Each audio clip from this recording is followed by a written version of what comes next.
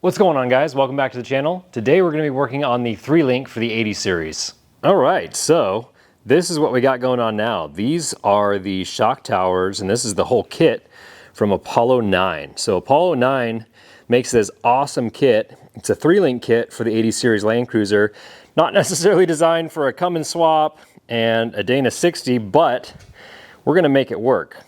This is a DIY kit, but everything has been measured and cut out and even welded. Look at these welds. This is just a really high quality fit and finish, but also the structural aspect of it is really, really nice. So this is going to allow us to mount our King coilovers. This is what this kit was designed for, and there's a good amount of distance here, so I was worried about the overall length of the coilovers and where the axle is going to be located, if it'll give me too much lift. Of course, we can adjust that once we get the coilovers set up and set up our preload and all that. Anyways, first thing we need to do is we need to start grinding away our existing coil towers and shock towers. So I'm going to take off this little fender liner here on both sides, and then we're going to get the plasma cutter out and start cutting this stuff away. Dana 60 is underneath the Land Cruiser. Got everything, relatively centered. We'll get it exact in a few minutes here. We just want to mock everything up. And then we also need to think about our steering angles, our tie rod, our panhard, and all of that. So I'm going to break out the plasma cutter, get rid of these brackets. And then we also need to think about packaging in this area because we're going to have a lower link mount going up to the frame. We're going to cut this radius arm bracket off, and that's where our lower link mount's going to go. And then this is kind of the biggest area where I've spent a lot of time debating. So you can do a truss and then you can do your upper link here. We want a certain amount of separation on that 3-link, 5 to 6 inches on the frame side and 9 to 10 inches on the axle side. There is a 3-link calculator, and I'll be referencing that in the coming videos in order to get our instant center, our anti-dive, and our anti-squat. But for now, we're going to focus on getting these plates welded to the frame to give it a little bit more structure, and then getting the coil towers tacked in place and start mocking stuff up. So I've gone with this Art Captain, I think it's the 50 amp, and I do have access to 220. So this is a plasma cutter I found on Amazon, but the reviews were good, and I have tried it on 120. It works pretty good, but since we have 220, I'm excited to see how this will work. It should make cutting off all these brackets really easy. So we've got a test piece. I believe this is around 1/4 inch, and we're gonna hook up our ground and see how well it cuts through. Well, that wasn't too bad for the first time. There is a PSI regulator I had set to around 60, and just by hand without using anything, that's pretty darn decent. That's 1/4 inch. Most of the brackets on the 80 series aren't going to be that thick, so we're going to focus on getting this shock tower and this coil tower cut out of here, hopefully without doing too much damage. And from what I've looked at, we're going to have to cut this fender well area to accept the coilover tower on the Apollo9 kit, but we'll cross that bridge when we get there. Let's get to cutting.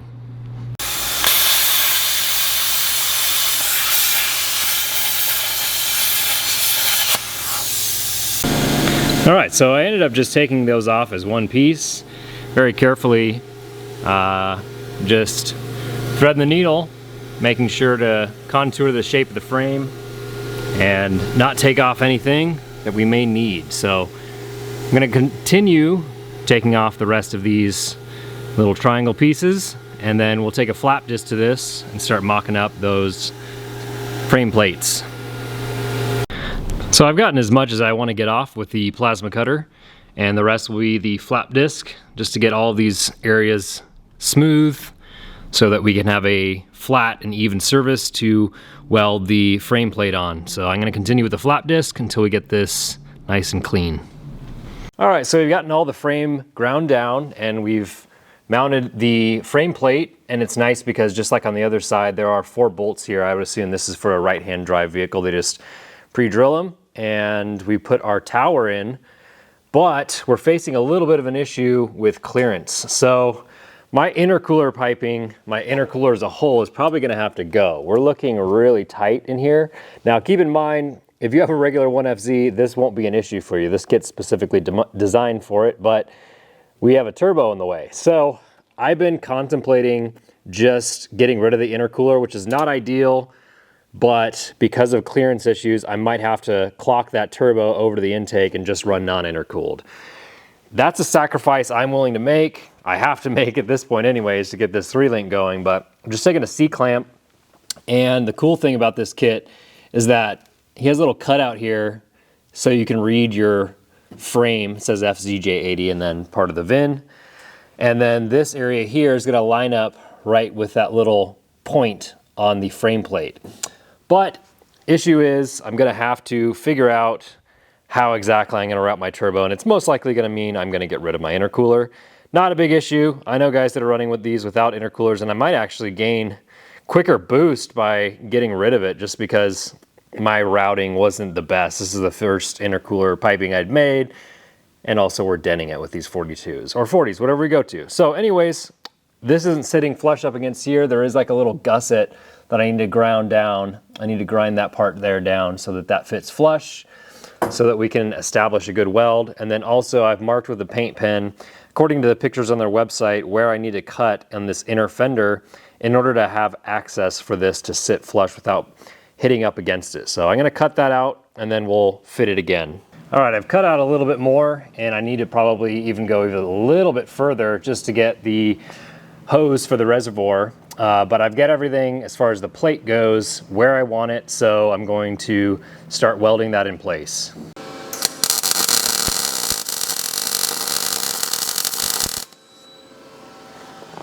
All right, so I've got the frame plate all welded in. Bottom side was a lot tougher, and my welds aren't the prettiest, but it's going to provide its purpose, which is to give it extra structure, extra rigidity, and help with the weight of the Cummins as well. So we're gonna wait to tack in the towers until a later video because I need to clock exactly where my angle is. But now we need to move on to getting rid of the radius arm brackets because that's where we're gonna weld our lower link in for the 3-link. All right, so the radius arm bracket is plasma cut off and we've ground down the undersurface because what we're gonna be doing is a 3-link. So this whole kit is from Barnes 4-wheel drive, and this is gonna mount here, probably be outboarded, not that much, just to triangulate a little bit once we get our links figured out, but that's done for now, so we can move on to the other side and get that plate installed. This side I'm a little more reluctant to use the plasma cutter just because we've got brake lines, we've got fuel lines, we've got our steering box, which I cut a hole for, as you can see, because it's hard to get that to fit with the Cummins swap because you've moved your steering box over to clear the timing case on the Cummins engine. So this side we're actually going to be modifying the frame plate a little bit. First thing is to get these cut off and then I'll show you what I'm talking about. All right, so we're on to the coil tower now. I'm just mocking it up with the frame plate in place. There's a lot of stuff behind here that you're gonna have to bend out of the way, mostly brake lines and in my case, fuel lines. It's hard to see down in there, but there's a lot of congestion going on in that area. So you've got your ABS. Now would be a great time to delete your ABS module. I'm just gonna keep mine for now until I absolutely have to delete it. But other issues we're looking at are accessing the starter and this steering shaft. Now this kit is actually really cool because this tower is notched out for the steering column. Now, I have that sandwich plate there to clear the timing cover for the Cummins, so I'm actually just gonna have to grind down a little bit extra in there, but this will work. So I was worried that it might not work. Of course, if you're just doing this on a stock Land Cruiser, you should be fine.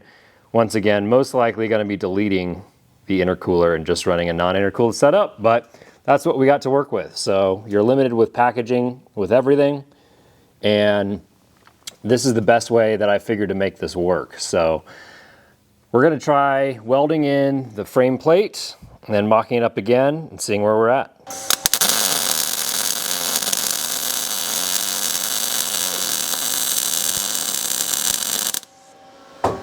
We've got tons of stuff from Barnes 4-wheel drive to help us complete this 3-link, and we're gonna start by welding in the upper link. So I'm going to use my driver's side for my upper link. The 3-link from Barnes comes with a full kit to get everything you need going.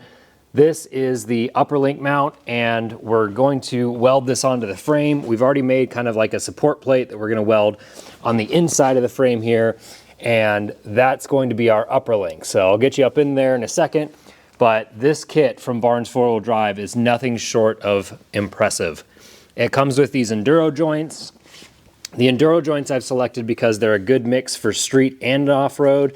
They do come with a Zerk fitting so you can grease them, and they're super durable, super beefy, and they offer a ton of adjustment. So I'm gonna be able to place my axle exactly where I need it if any of my measurements are off.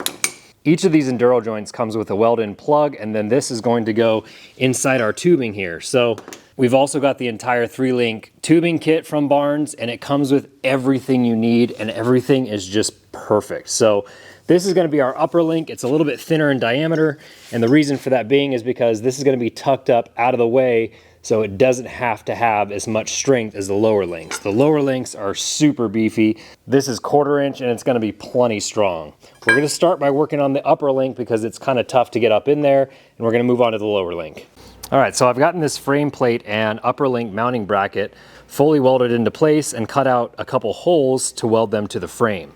So I want to have extra structure on the frame with this 1/4 inch plate. That's going to solve that problem.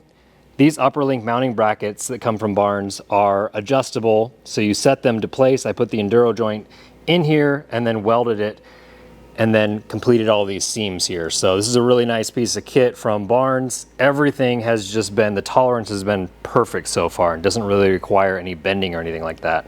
So now I'm gonna get to welding this into the frame, and I'll show you afterwards. All right, so that support is welded into the frame. It's just tacked for now, and I've placed one of the Enduro joints in there just to try and clock where I'm going to make this upper link. So I've also assembled this upper link bracket and fully welded it, and it's on the axle tubing. It isn't tacked yet. I just made some lines where it's going to be, and I've measured the distance in between this end and this end, giving about 10 threads on this side, so it allows me for adjustment. Now, they send you, the Barnes 4-wheel drive kit comes with left-hand and right-hand threads, so I've made sure that my 2 Enduro joints are mismatched, as well as the nuts, and then these weld-in spacers. So I've taken that measurement. We're at 23.5 inches. So we're going to cut our tubing to 23.5 inches and then look at welding it on. We're going to put it all on first, make sure that our measurements are right, because we want to have enough measurement to go longer, to lengthen it, which will push our pinion angle down or shorten it. But there's very little chance that we're going to shorten it. If anything, we're probably going to have to bring our pinion angle up because of our drive line. Lots of things going on here. It'll make sense in a minute. We are also keeping our angle consistent with the back of the pinion to about 5 degrees. So let's cut this tubing.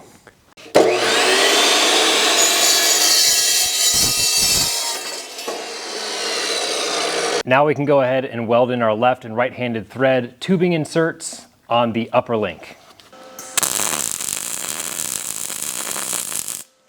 So we've gotten our upper link painted, got it to the right size, got the bolt in, and we fully welded our upper link mount onto the axle. Just kind of tacking everything up for now. We've also tacked in our lower control arm, and we're going to look for an angle on the frame here. I'm going to take this jack stand off, and we're going to have to pivot this or clock it in a way that lines up in a semi-straight angle with that Enduro joint. No, we're going to get it straight, but that jack's got to come off. This upper link mount's fully welded in. Both of these are tightened down. So we can move on to the lowers now. Need to get that jack stand out of the way in a way that supports the vehicle, but also gives me room to work under there. Something to think about when you're doing this is generally I'm going to lift the vehicle from this point here where that jack is. I'm no longer going to have access to that because of the link system. So I'm going to have to potentially weld something in to lift the vehicle eventually, but we'll cross that bridge when we get there. And we've lightly tacked in this lower link bracket. Again, this is not ideal having it backwards like this, but I want to get the longest amount possible for this lower link. So this is just what I have to work with. I also have to be careful of my cross member and being able to get those bolts off if I need to service the transmission. So I have plenty of room to get them out now, just something to think about. I'm also going to have to think about putting in some support plates to tie this into the frame here, kind of along where that plate is for the slider. And I'll also be thinking about how I can tie the inside into the frame as well. But I think I'm going to be able to get enough support there to where it ain't going nowhere. So now I just need to get the piece of tubing cut. I've already measured. I'm going to go ahead and cut that. And then weld on these weldable threads that will go up against the lock nut.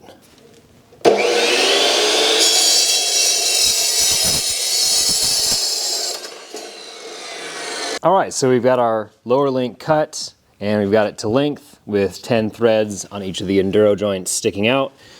Mounts are still just tacked into place. We're gonna shore those up pretty soon, but everything is lined up nicely and I'm liking the way this is coming together. So we're gonna put all this in the 4-link calculator eventually. One thing I am noticing is pan hard, pan hard, pan hard. So my idea was to put this outside pan hard bracket right here, but that's gonna cause issues with the upper link mount. So that's not gonna, that would have been ideal because that would have provided us a straight shot right at our axle pan hard bracket, but that lower link is gonna be in the way. So what I'm looking at having to use is this pan hard mount, and it's gonna be shorter than the steering rod, unfortunately. So we're gonna be looking at some bump steer most likely, unfortunately. I didn't think about this. The only thing I could have done was move this back, but then I would lose length, and I don't think I'd be able to move it back far enough without causing some issues. So we're just going to use the stock one. We might be able to modify that. Barnes does have an inside the frame mounting pan hard bracket here, so we might do something with that. Cross that bridge when we get there. We're stoked because we've got both of our links on the driver's side, and it's starting to look pretty cool. Looks don't matter though. We're looking for functionality. Only time will tell, but we're gonna fully weld in those brackets and then get everything tightened up, painted up, and then move on to the passenger side. All right, moving on to the passenger side, pretty much just a repeat process. We've inverted the lower link mounting brackets. We've also tied in a strengthening plate of sorts into the frame. Everything's painted, everything's welded, and we measured the exact same distance as the driver's side. So we've mounted our lower link on the back side of the axle here, and then I've gone ahead and just got a little bit ahead of myself and mocked up steering, pan hard, all that good stuff. This is the original Ironman 4x4 adjustable pan hard rod in the stock mounting location. And the reason for that is packaging is getting a little tight. We're gonna have to do away with this steering brace because our pan hard is gonna contact that when we're stuffing our passenger side tire. So I have an idea with basically some angle iron to remove this piece of tubing, add that angle iron, and give it some more up travel for the pan hard rod. This bracket is not welded in here. This is the pan hard bracket from Barnes, and it's been slightly modified because it wouldn't fit in this short little area here. So I cut it down just slightly, but my angles are pretty good. Again, I'm not gonna be using this Ironman 4x4 adjustable pan hard rod. Some of the contours of the bends actually work pretty good with the front cover, but we're just gonna use our own DOM tubing that came in the kit from Barnes 4-wheel drive in order to get the bends that we want. And the same thing with this drag link here. We're getting real close to contacting that bracket. Now I can move it down a hole and then cut that to gain a little more clearance, but don't really want to do that. I like my angles. They're similar, very close, maybe a degree or two off. Of course, that's all going to change when we make our new one. And then we've got enough room to tie in our coil bracket, our tab for the coilovers. So we've just got these preliminarily put in place, and a lot of things are going on. And then we're going to be using the lower OEM tie rod location, which I'm not happy about, but it just comes down to packaging. There's only so much room to work with here, and this is just going to give me the best clearance for everything. So move on to the driver's side. We're going to be making a bolt-on steering brace so that we can service our oil pan when we need to. This steering brace is actually dropped down on the passenger side with the come and swap kit to clear the oil pan. So we still want to give it some strength and rigidity because these boxes, or this mounting area here, is known for cracking. I have not welded in the plate here, again, because we need tolerance for our timing cover. And there's a plate behind that steering box, which spaces it perfectly for the come and swap. So lots of things going on. This little provision here on the bottom of the coilover tower allows for you to weld in a can for a King bump stop, which I have. So I'll be welding on a bracket down here in order to limit my travel with the bump stop, so that'll be good. We're gonna figure out exactly how much flex we're going to be able to achieve. It's not gonna be a flex monster. I don't want it to be. It can't be with 42s. There's only so much room in here. But we're gonna have a good deal of up travel, actually. So our angles look good. We're angled outwards, and this thing's just really coming together. Lots of information. I know you guys are probably tired of me talking, so I'm gonna end the video there. Thank you for sticking with it. I'm so excited to finish this front part of the axle build. I mean, we're 40% of the way done, I would say. Anyways, thanks for watching. If you have any questions, leave them in the comments below. If you're interested in doing a 3-link on your 80 series, I'll post the link to the Apollo9 3-link coilover tower kit down in the description. I've also put a link to the Barnes 3-link Enduro kit down in the description. If you're interested in tackling something like this, try out the Barnes 4-wheel drive kit. It has every single thing you need, and it's high quality. Thanks for watching, and we'll see you in the next one.